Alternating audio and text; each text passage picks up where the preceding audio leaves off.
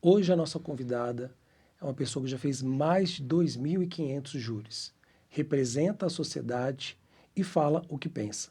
Nós vamos hoje entrevistar a doutora Eliana Passarelli. Muito obrigado por ter aceito o nosso convite, Eu que doutora. agradeço o convite, fico muito lisonjeada. Doutora, a senhora já realizou mais de 2.500 júris, certo? Como a percepção dos jurados, na verdade, mudou ao longo do tempo, inclusive com a interferência das redes sociais? A doutora acredita que tenha ocorrido uma mudança nessa percepção do jurado, do jurado médio, né, do homem comum médio? Claro, o jurar... Bom, primeiro, o processo acompanha a modernidade, né? Então, hoje nós não temos mais processos que não tenham a interferência da rede social, principalmente os mais famosos, os mais comentados.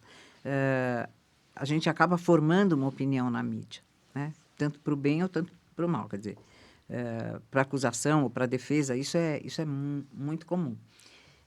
Os casos de grande repercussão. Os outros, nós temos algumas mídias, algumas reportagens, algumas coisas que acabam influenciando também. E nós não podemos dizer que o homem médio hoje não tem acesso à rede social. Ele acaba se convencendo, às vezes fake news, né? Ele acaba se convencendo exatamente pela rede social. Não é por um noticiário mais sério, um noticiário mais bem informado, né? Onde as notícias são apuradas com mais firmeza. Às vezes, ouvi dizer, o vizinho falou. Então, sem dúvida alguma, o perfil do jurado mudou bastante. E dentro do, por exemplo, dentro do plenário, né, existe um movimento de convencimento, de provas. Isso, por vezes, se sobressai a essa questão das mídias sociais. O jurado consegue perceber, olha, o que eu ouvi lá não é o que está Sim, aparecendo sim, e que está sendo retratado aqui. consegue. Eh, a gente trabalha com a prova real, né? Com a prova que existe nos autos, que nem sempre é o que sai na mídia, nem sempre é o que ele está vivenciando. Essa que é a verdade. Então, quando a gente trabalha com a prova, a gente mostra a prova e eles têm acesso à prova. Então, a gente tem esse cuidado de levantar a prova, mostrar a prova, os depoimentos, as declarações. Evidentemente, se houver confissão, às vezes não existe. Então, são as provas circunstanciais, né? Onde ele estava, como é que ele estava. Estou falando do réu. Então, a maioria, assim, eu diria para você que 99% é baseado em prova que tem nos autos. Não é baseado em mídia, não. É, é a mudança do comportamento do jurado quando ele está de frente com a prova. Que está vendo, Né? né? Que não É, necessariamente retrata tudo aquilo que ele viu não, fora do. não. Nós temos uma evolução, né? Que é a Lei Maria da Penha, e a gente percebe que a doutora, na verdade, é muito defensora dessa lei, acredita muito nessa lei. Mas a doutora acredita que essa lei se perca entre, na verdade, o cumprimento dela, né, a lei propriamente dito, e o cumprimento dela, ou seja, a efetividade de prisões, de repente, pessoas que agridem. Há uma distância entre a lei e a prática? Eu acho que há. É, então, assim, eu sou uma defensora da mulher, mas não sou defensora da Maria da Penha. Eu funciono exatamente o inverso. Porque eu acho que a lei veio, a lei é importante, ela traz um avanço muito grande em relação ao sofrimento que é causado para a mulher e para as vítimas secundárias, que são os filhos, que a gente não pode esquecer nunca. Mas, ao mesmo tempo, nós sabemos que entre a prática da Lei Maria da Penha, né, vou dar uma medida protetiva, e a efetividade do cumprimento, existe uma grande diferença. Por exemplo, as mulheres acham que a Lei Maria da Penha foi feita para salvá-las. Não é verdade. A Lei Maria da Penha é uma lei procedimental. Ela não cria crimes, ela não cria penas.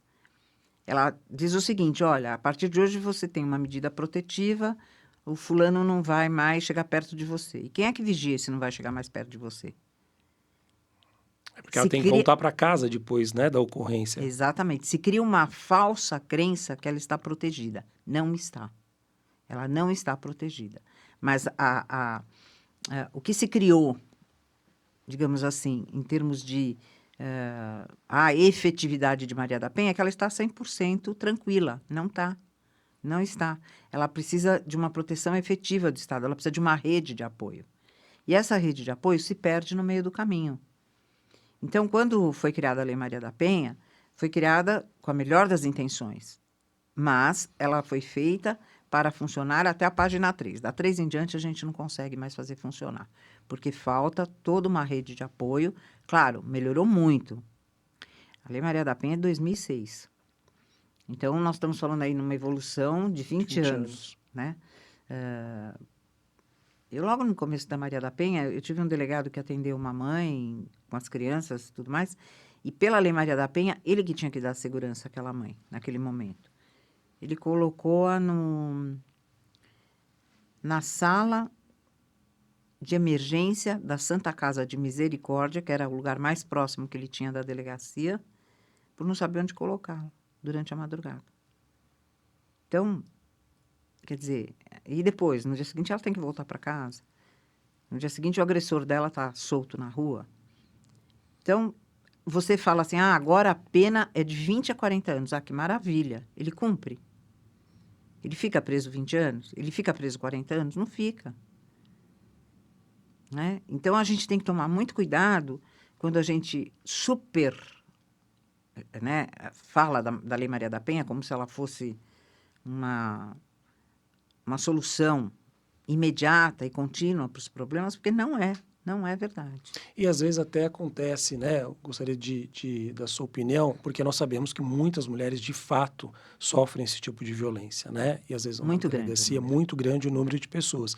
Mas a gente percebe também no universo jurídico, principalmente do direito de família, que algumas, né, se utilizam da lei com finalidades finais patrimoniais, Com né? certeza. Então, assim, é conveniente. E hoje a gente até vê em alguns momentos nas redes sociais, porque os homens também estão, na verdade, filmando, e aqui a gente não está dizendo que a mulher Sim. não merece proteção, mas a gente está falando de um nicho específico que se aproveita dessa lei. Como que o Poder Judiciário, ele consegue ter essa percepção de quando realmente aquela situação é uma situação de agressão que merece um respaldo da lei, ou é um escape, né? Ou na verdade, um movimento que tem interesse processual? Não, a gente consegue sim, né, por vários mecanismos. Primeiro que, quando a gente fala em Lei Maria da Penha, a gente não trabalha sozinho. A gente trabalha com uma equipe técnica. Então, toda vara de violência doméstica tem psicólogo, tem assistente social, enfim, tem um respaldo técnico muito grande. Então, quando a gente... Primeiro, existem mulheres que, de imediato, quando elas se utilizam da Lei Maria da Penha, elas já se utilizam de forma errada e dá para ver perfeitamente. A própria autoridade policial consegue distinguir quando há uma violência, que pode ser até psicológica, pode ser uma violência que não deixa marcas. Então, existem casos assim que são patentes. A utilização... por orientação ou por ouvir dizer que falar, eu vou lá e vou dizer que eu fui vítima de um tapa, de uma agressão, que ele vai sair de casa, porque por outros meios não consegue que o companheiro saia de casa. Então, quer dizer, quem lida com direito de família sabe, né? Muitas vezes o casal quer se separar, mas não tem como se separar.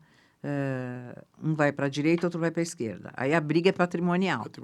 Então, dá para perceber isso. Fora isso, vem lá uma grande notícia de violência e nós temos toda uma equipe, um quadro técnico que apura, né, desde de estudos psicossociais com as crianças, inquirição de psicólogos e tudo mais. Então, o juízo, ele tem essa rede de apoio e dá para ver perfeitamente quando a mulher não está falando a verdade e quando, de fato, ela está sendo agredida dentro daquele elenco, né, de violência, que ela está sendo ferida de alguma forma. Agora, é o que eu digo, nem todo mundo tem razão. Isso eu faço questão de frisar. Nem toda a mulher que está se valendo da Maria da Penha, de fato, é vítima de algum tipo de violência, e nem todo homem que muitas vezes é acusado de violência psíquica, de violência física, etc., de fato está sendo acusado, sendo o autor daquela violência. E a gente tem que tomar muito cuidado. E as provas são importantes, né? Nesse decorrer de décadas de atuação no Ministério Público, agora no tribunal, a, a doutora acompanhou muito a evolução das provas, né? As provas clássicas, elas estão perdendo espaço para as provas digitais? Não, Está havendo essa substituição? Porque não. hoje tem é muito print de WhatsApp, é muito link de vídeo que se junta nos processos. Como que o tribunal enxerga isso? Bom, claro que elas são importantíssimas, né? A gente não ignora os prints, a gente não... Hoje a gente faz processo inteiro em cima de print, né? Uma injúria, uma difamação, uma calúnia, você vai pelo print. Não tem como errar ali. A prova é material, cabal e hoje aceita plenamente por todos os tribunais. Nós estamos aceitando citação pelo WhatsApp, que para mim é um pouco demais. Mas está aí e o tribunal tem aceitado, tranquilamente. Agora, as provas clássicas, elas permanecem, que é a inquirição de testemunha. Vou te dar um exemplo. Por exemplo, Lei Maria da Penha. A mulher faz a denúncia, ela vai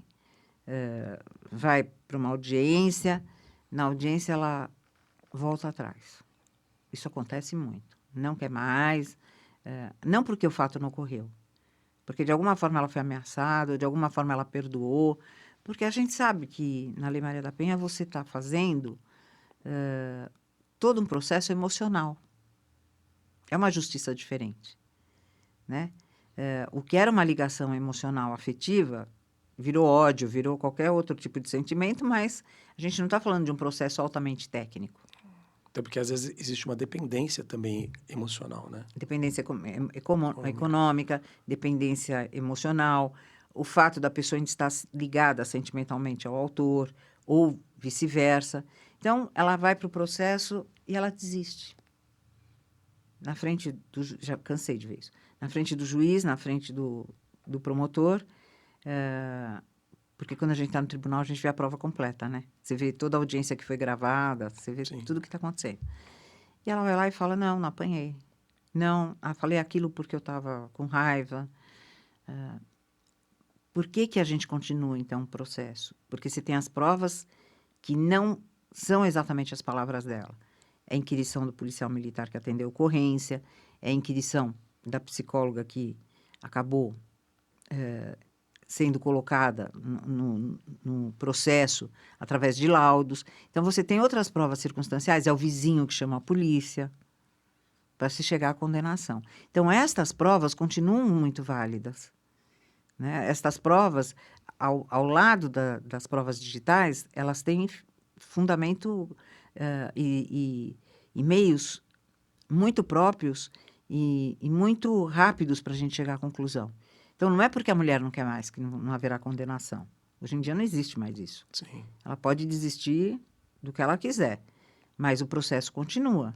E são estas provas, que não são as digitais, que acabam trazendo a absolvição, a condenação. E essa mudança na lei, ela justamente existiu porque as mulheres iam nas delegacias, faziam as representações e depois voltavam atrás, né? Totalmente. Isso ainda existe. Muito, muito. Mas hoje tem um outro peso porque o processo Então, continua. continua. Hoje o Ministério Público é independente para continuar com o processo independentemente da palavra da vítima. Por isso que a prova tem que ser cabal, tem que ser feita por inteiro. Porque também o que acontecia? A mulher chegava em juízo e falava, não quero mais.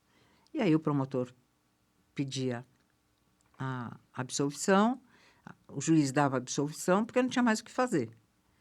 Só que hoje não, hoje a gente continua com as provas que estão ao redor e chega-se à conclusão com as provas que estão ao redor. Então, é muito importante, primeiro, a gente não ter esta oportunidade e não dar esta oportunidade à vítima de se desdizer. Ela vai se desdizer mesmo. Mas, de outro lado, você consegue fazer essa prova e, de alguma forma, coibir o autor de novas agressões, de novas investidas, né? Porque dali ele já não sai primário, dali ele já sai com uma série de consequências. Mas também tem um lado muito ruim nisso tudo, que é o lado da vingança. Que para isso o Estado não está preparado. É muito fácil a gente tirar a mulher da casa dela colocá-la numa casa assistencial e falar, agora você vai ficar aí 6 meses, e depois? Você tem que dar trabalho, você tem que dar ofício, você tem que dar independência financeira. Não é só falar, agora eu te condeno, você está condenado e dane-se, está tudo certo. Não.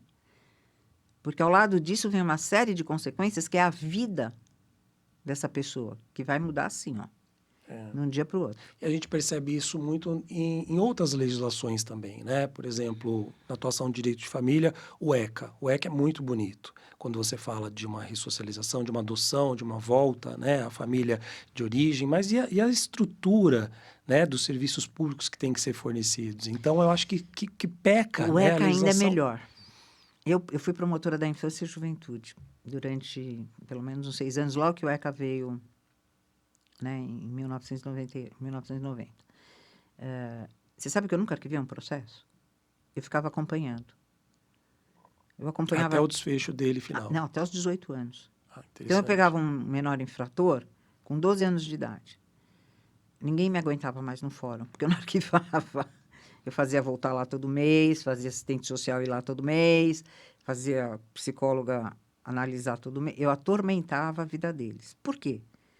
Porque não é como você disse, não é um processo findo. Não é uma coisa que nós vamos resolver, falar de hoje para amanhã, está tudo resolvido, arquive-se os autos e nós não sabemos mais o que acontece. Então, por exemplo, quando uma criança é adotada, a cada 3 meses, a gente fazia relatório social, relatório. E eu, em algumas vezes, recomendei que fosse desfeita a adoção por maus tratos. Porque as pessoas se achavam preparadas para uma adoção e não estavam. Né? O casal se achava preparado, quando você ia ver, a criança estava sofrendo maus tratos. Então, o trabalho da infância e juventude, eu acho que ele é mais completo. Porque você tem como acompanhar. Você tem mecanismos técnicos, que não são os seus, né, são de outros profissionais das áreas, que podem acompanhar. E que devem ser acompanhados. Então, o ato infracional, por exemplo, você fala de um ato infracional de um homicídio. Você dá lá uma medida de 3 anos de aplicação, né, da restrição de liberdade. Ao final desses 3 anos, você tem que saber como é que está esse adolescente, se ele está pronto para sair ou se ele... É que nem a champinha. Se tem que ter uma medida mais efetiva, enérgica, no sentido de não dá para sair, porque ele tem um transtorno mental. Esse é um exemplo clássico. Então, a gente tem como acompanhar, e tem que acompanhar. Isso é recomendação para qualquer promotor de justiça. Não dá para arquivar. Na Maria da Penha é diferente. Na Maria da Penha, você presume que são pessoas imputáveis, pessoas que podem falar por si próprias, né? E quando você dá lá a sentença e fala assim, agora ele está condenado a 3 meses de pena privativa de liberdade, transformada lá em qualquer coisa, prestação de serviço à comunidade. Você não sabe o que vai acontecer. E você não tem como acompanhar. Porque muda até digamos assim, o juízo. Passa a ser juízo de execução criminal. Não é mais você. Não é o juízo de conhecimento que a gente fala, né? O processo muda de mãos. Então, você não acompanha. Você não daria para acompanhar.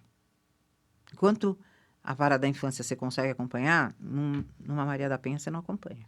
E fazendo uma extensão, né, do que a doutora está dizendo, o sistema prisional a gente percebe que pune, mas ele esbarra numa dificuldade de ressocialização?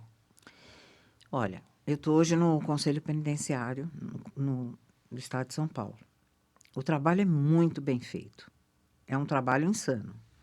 Mas hoje nós temos... porque todo mundo tem ideia da cadeia como sendo aquele monte de gente sem disciplina, um sofrimento... Que dormem algoz, vários numa cela. Exatamente. Hoje a gente tem um sistema carcerário muito melhor. A prisão existe, a pena privativa de liberdade, sim, vai ter que cumprir regras, não é um resort 5 estrelas, esquece. Nada semelhante ou parecido. Mas, hoje a ressocialização tem ONGs que trabalham, tem trabalhos regulares do Estado que fornecem essa ressocialização de uma forma muito digna, através de ofícios, de trabalhos prestados. É muito grande, é muito grande. Um preparo muito maior dos agentes, né, dos policiais penais, que a gente chama hoje, eles têm outro nome. Então, tem um trabalho muito legal. Mas, volto a repetir, existem pessoas que são incontroláveis, do É isso que ponto eu de... digo. A Entendeu? adesão disso, como que funciona, né? Então, Se tem uma grande adesão. Exatamente. Você fala de vários tipos de infratores. Tem aqueles que não se regenerarão jamais, né? Tem aqueles que fizeram do crime o seu mundo habitual. Temos problemas nas carceragens? Temos, claro que temos. Porque nós não estamos falando de uma sociedade civil plenamente dominada. Né? Assim, dominada que eu digo, vai todo mundo se formar aqui, vai todo mundo ter um ofício. Não é isso. Você vai ter problemas. Assim como nós temos aqueles que são psicopatas também e que devem ser recolhidos ao famoso hospital de custódia, aos famosos hospitais de custódia, né? Que pessoas insistem em dizer que acabaram. Não acabaram. Nós temos 3 aqui no estado de Ou São que são Paulo. manicômios, né? As É. pessoas Na vinculam verdade, muito essas ideias. então, na verdade, é o manicômio. É que trocou de nome. Mas, na verdade, é o manicômio judiciário que hoje se chama hospital de custódia. Mas que não mudou nada dentro da estrutura penitenciária do Estado, só mudou o nome. Mas há uma preocupação maior com o acolhimento É do que igual. no passado? Não, hoje nós... Eu não poderia dizer no passado, porque eu não pertencia a esse nicho no passado. Mas hoje nós temos todo um trabalho muito profissional.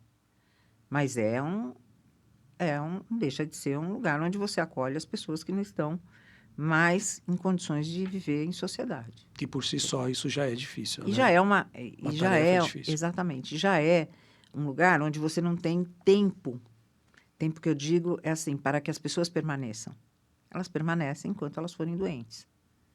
E aí, esse permanece enquanto não houver um laudo criminológico que diga, ok, pode sair, elas vão ficar, elas vão permanecer. E tem gente que não tem condições de sair mais.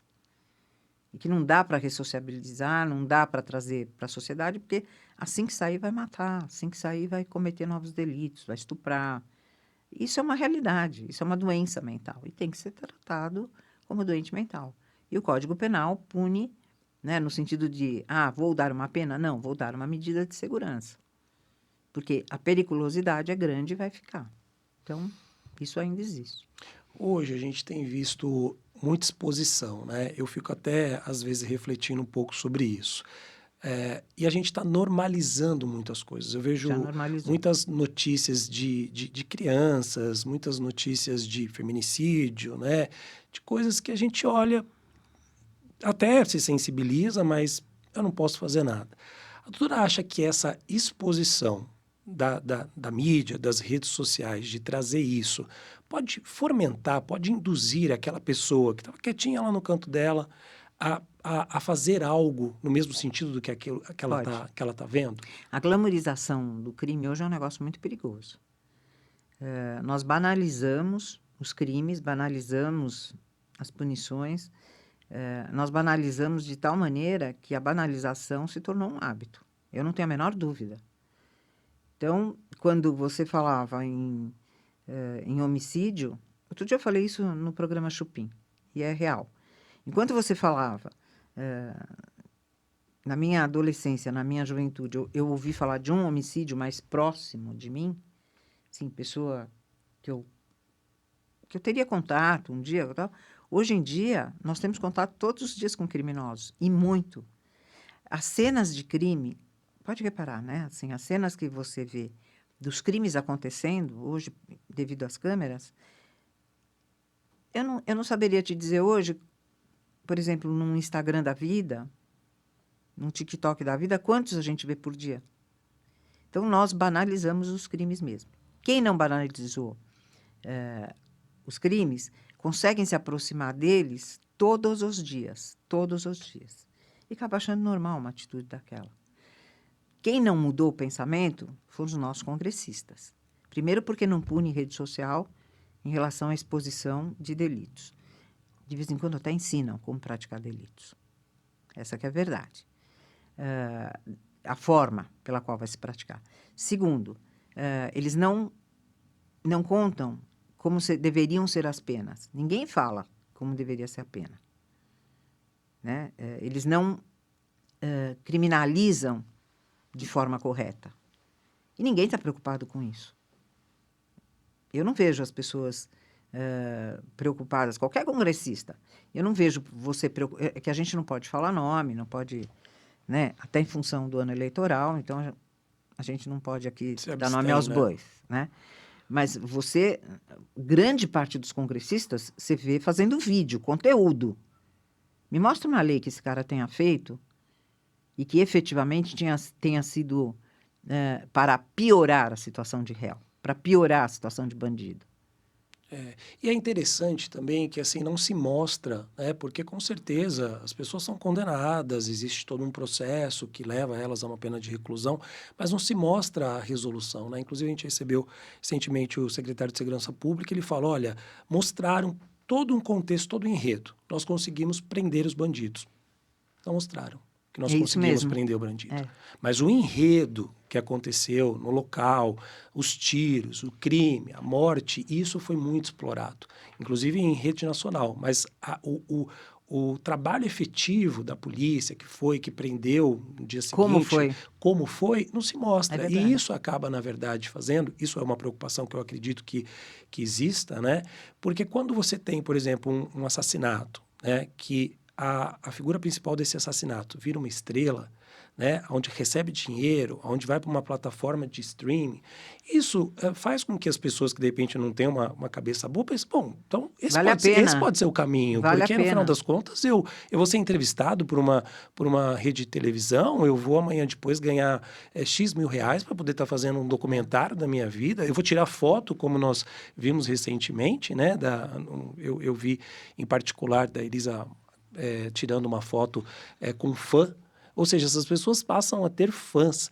Qual é o olhar da doutora em relação a esses crimes reais, né, que se tornam aí enredos de transformar essas pessoas em estrelas? Então, primeiro que eu faria o seguinte, não tem crime, não tem que ter filme nenhum. Né? Todo mundo ouviu dizer do Chico Picadinho. Não tem quem não conheça o caso do Chico Picadinho, que pegou a mulher, botou na mala, despachou a mala. O Brasil inteiro conhece esse caso. Ok, a gente conheceu porque aconteceu lá atrás, isso aqui. Agora, fazer Suzane von Richthofen, fazer Elisa Samúdio, fazer filmes, documentários, enfim, com estes participantes, eu não aprovo de forma alguma. Outro dia perguntaram para mim, várias vezes perguntam, você viu a série Tremembé? Não, eu não glamorizo o bandido.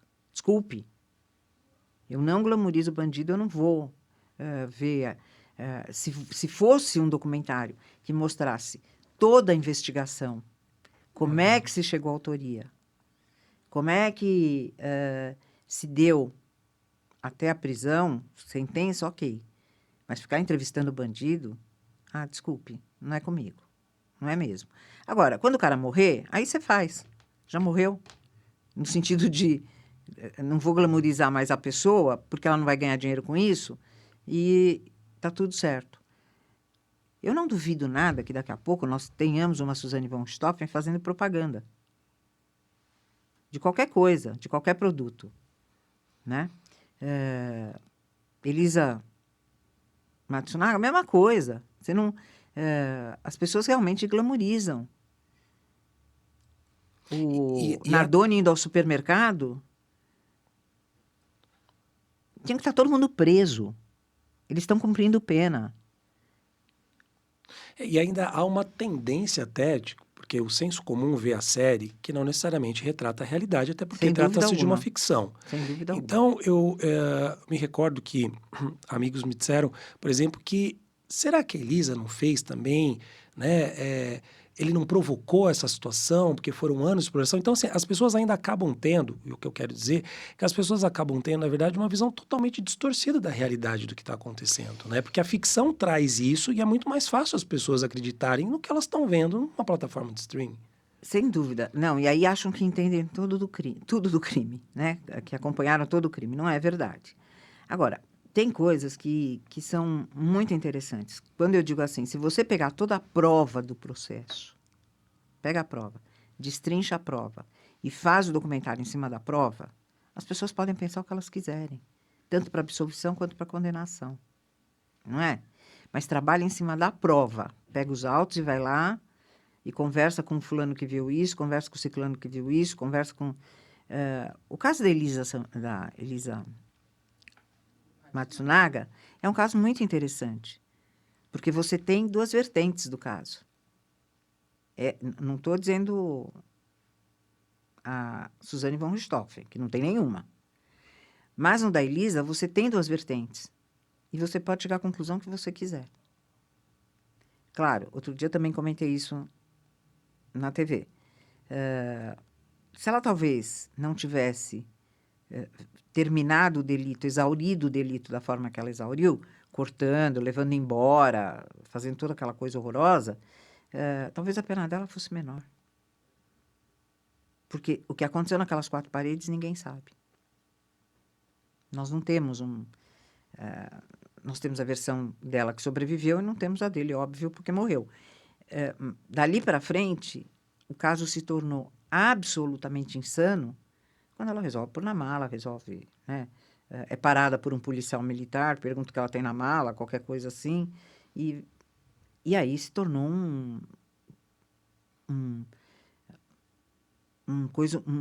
uma situação muito enigmática.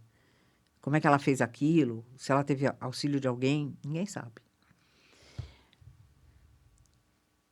Mas o documentário eu acho válido, no sentido de trazer a prova real dos autos. Eu acho muito importante. E falar com as pessoas certas. Agora, glamourizar bandido para tirar foto. Eu não sei se eu vi demais agora. Acho que tem um Tremembé 2 em que as pessoas realmente tiram fotos com fotógrafos famosos. Sabe? Que país é esse? Bandido tem que ficar incomunicável, tem que ficar lá preso. Vai ter que cumprir a pena por inteiro. Eu, sinceramente, nesse momento, se eu fosse promotora de justiça, eu agiria de forma diferente. É que eu não sou mais. Eu sou procuradora de justiça. Sim. E quando estava no cargo de promotora, acusar alguém, chegar no momento onde eu tenho que apresentar uma acusação, tem um peso, né? Muito grande. Peso ético, porque você está tratando Muito de uma grande. vida de uma pessoa e claramente, né, pelo que a gente conhece do seu trabalho, é voltado para a justiça, para que aquilo ocorra dentro do que realmente deve ter como pena final. Existe algum conflito pessoal, ético, nesse momento, principalmente nesses casos um pouco mais glamorizados, midiáticos que a gente tem, quanto do momento da acusação, né? Bom, é assim, contar meus 40 anos. Você tem, primeiro, que se colocar de forma impessoal. Então, não sou eu que estou lá. É um promotor de justiça que vai analisar as provas. É uma pessoa que, naquele momento, está investida de um poder e um cargo importantíssimos. Você tem que saber distinguir bem isso. A gente não pode levar para o pessoal. Nunca. Não vou com a cara dessa pessoa. O réu chegou extremamente folgado na audiência. Cansei de pegar réu que chegava assim, que sentava tudo... Pouco caso, pouco caso, desleixado. tipo, o que eu estou fazendo aqui? Né? Cansei de ver isso. Mas você não pode levar para o pessoal. O teu problema é impessoal. O teu problema é seu trabalho. Naquele momento você vai desenvolver, depois você vai ter que se desligar. Eu sempre tentei, da melhor maneira possível, falar: isto não é comigo. Isto é um processo cuja vítima não sou eu. Eu tenho que trabalhar pró-vítima, óbvio. Mas eu não posso dizer que este é um processo meu, que este é um processo da minha vida, que este é um processo que eu tenho que ganhar. Eu não ganho nada. O meu salário é o mesmo. Final do mês, começo do mês. Então, é uma batalha pessoal muito grande. É um enfrentamento com você mesmo todos os dias. Então, não é um dia que você está a tomar hoje, vou ferrar todo mundo. É um dia que eu estou bem, hoje, vamos absolver todo mundo. É um trabalho objetivo e subjetivo, ao mesmo tempo. E você tem que ter uma linha de conduta muito séria. Por que eu estou falando isso? Porque eu, depois de 40 anos, posso falar isso. Né? Muitas vezes você tem um conflito pessoal, que você sabe que aquele cara é culpado, no teu íntimo. Você fala, é ele, eu tenho certeza que é ele, e acabou. Mas as provas não te conduzem a isso. Então, não é a sua força pessoal que vai te conduzir. Não é chegar e falar assim, eu tenho certeza que foi ele, então eu vou até o final. Não, você não tem provas. Então, desculpe. Você vai levar a tua frustração para casa e vai tratar o processo como processo. É isso que eu ia te perguntar, né? Se isso gera uma frustração. Nós Gera. temos, até na verdade, um caso que a senhora teve à frente, foi o caso da Rua Cuba, né? E a minha pergunta seria, né? Um caso que a gente não tem finalizado. Se hoje, com a tecnologia das provas, isso mudaria alguma coisa? Se hoje a gente teria um desfecho diferente ou não, porque houve em algum momento falha institucional? Bom, eu falo institucional, te garanto que não houve. Nós fomos até o final, por 2 vezes, uma com o doutor Luiz Marrei, outra comigo e com a doutora Maria Amélia. Ao final, nós chegamos. O desfecho é que não foi o esperado. Mas todas as provas que a gente poderia ter colhido, a gente colheu. E eu digo com muita tranquilidade, muito bem, obrigada. E eram satisfatórias para Muito. levar a uma condenação. É muito arriscado você falar em condenação, mas levar a um julgamento final, o que não houve nos 2 casos. No primeiro caso, teve uma impronúncia que possibilitou a reabertura do caso anos depois, que foi o que nós fizemos. Né? No primeiro caso, quando você faz a impronúncia, você pode continuar com as provas, outras provas serem colhidas, e a gente reabriu o caso, que foi o que aconteceu. Num segundo momento, houve depoimentos assim que mudaram todo o curso da história, mas o tribunal resolveu acatar um habeas corpus e nem recebemos. O juiz não recebeu a denúncia em primeira instância, nós recorremos, e aí houve uma decisão de não prosseguimento. Poderia haver a absolvição? Poderia. Poderia haver uma absolvição, tranquilamente, como poderia ter uma condenação. 50% para cada lado. O que não houve foi a realização de um possível julgamento, que é diferente. Há uma frustração pessoal? Claro que há. Total. Porque é o que eu te falei. Dentro da minha cabeça, eu não tenho a menor dúvida de tudo que foi apurado. Fora da minha cabeça, eu tenho que aceitar uma decisão e acatar essa decisão. Eu não posso fazer um enfrentamento ou provocar provas que não sejam verdadeiras. A frustração pessoal não pode se confundir com um processo. E quando você não estiver preparado para isso, é o seguinte, procura um bom terapeuta. E a maturidade também, eu acredito que a maturidade de tantos anos também vai levando a entender como que funciona, né? Porque tem alguns casos, e eu falo tanto à frente do Ministério Público ou com advogados, que a gente olha e fica indignado mesmo, né? Mas a gente tem que saber separar que não é a minha casa que está indo para a penhora, sou sensível a essa situação, por exemplo, né? de uma violência, mas eu tenho que ver aqui dentro enfim, da técnica que eu tenho, como que eu posso empreender, mas a gente tem que separar as coisas, né? E uma pergunta que eu ia lhe fazer, assim, a doutora entrou muito nova, né, nesse meio, e um meio... Cruel. Cruel e predominantemente, acredito que na época, masculino, né? Sem dúvida Como alguma. foi, na verdade, ganhar esse espaço e se tornar a pessoa de referência, respeitada que é hoje? Olha, eu não sei. Confesso a você que eu não sei bem como é que... assim, eu sempre fui muito incisiva, né? E procurei ser minha vida inteira técnica. Agora, eu sempre fui muito aguerrida também. Então, a gente estava falando há 2 segundos atrás, né? Que assim, você se sensibiliza, mas você tem que ir atrás da prova. A prova não cai no seu colo. Então, você tem que ser aguerrido a ponto de ir atrás da prova e fazer a prova.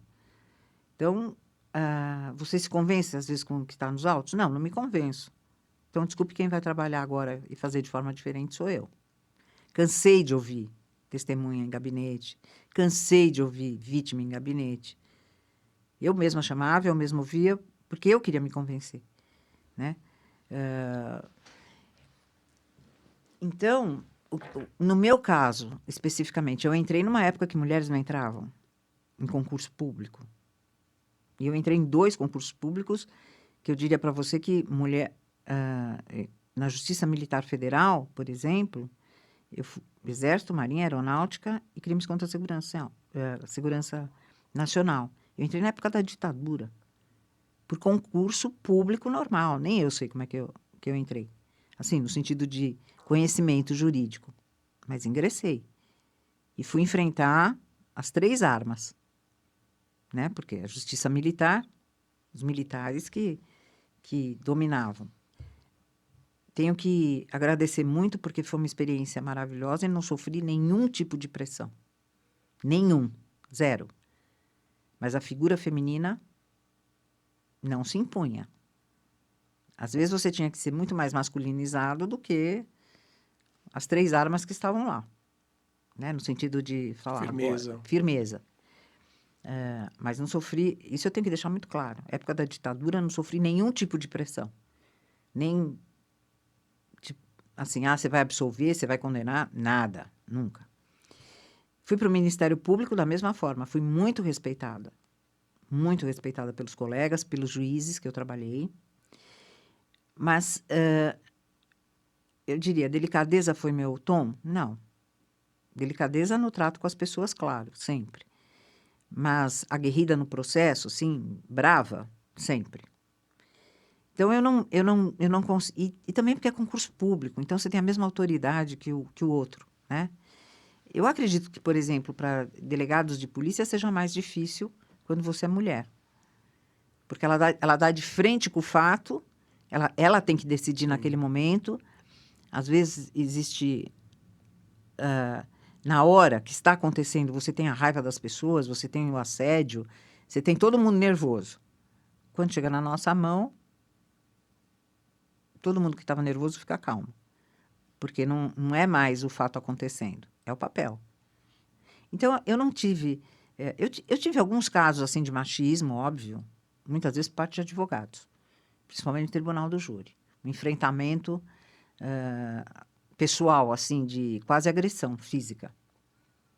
Isso eu tive alguns casos bem famosos, inclusive. Mas...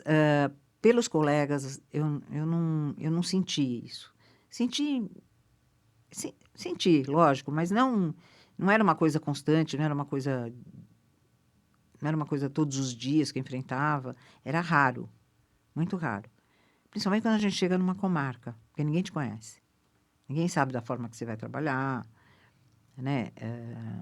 Então, existem pessoas mais antigas que acham que estão no cargo há mais tempo, então podem ditar as normas, mas eu fui, assim, muito tranquila. Mas ainda sou conhecida exatamente porque não sou uma pessoa light.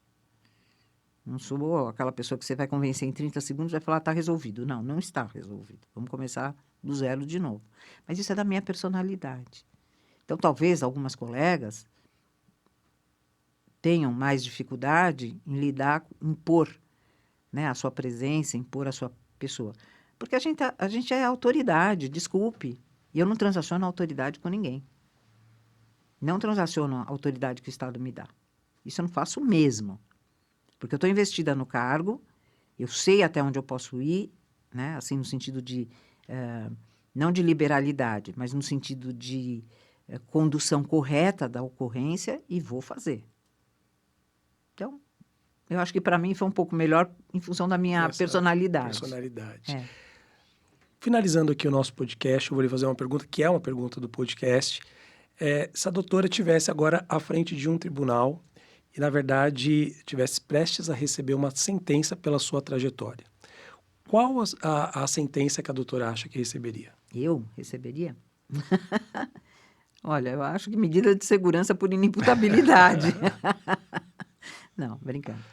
Eu acho que eu seria aprovada no sentido de uma absolvição, talvez, em função dos serviços prestados. E eu não me arrependo nem um pouco. E eu acho que errar, eu devo ter errado muito, com vontade de acertar. Mas, ao mesmo tempo que seria infalível, né? Falar assim, eu sou ótima, me acho o máximo. Não, eu acho que eu errei profundamente e que houve correção desses erros pelo tribunal, né? Pelos meus superiores. Então, eu acho que é bem por aí. Mas sempre com uma missão